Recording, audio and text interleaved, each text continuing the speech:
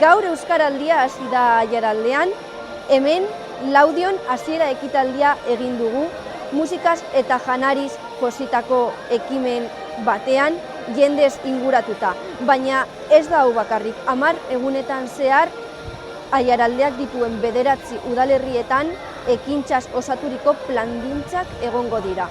Igandean Urduñan eskualdeko eguna egingo dugu, ordubitatik arratsaldea luzatzen denera arte, ekintza asko izango ditugu. Bertso bazkaria, gero antzeslan bat, eta amaitzeko kontzertu txiki bat. Animatzen zaituztegu Urduñara gerturatzera igandean, eta Euskaraldi honetan parte hartzera.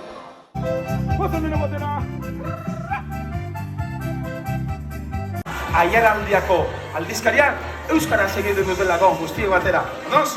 Badakizue, Aiaraldia euskarazko aldizkari zoragarria. Bueno, eta hau esan da gero, bakoaz.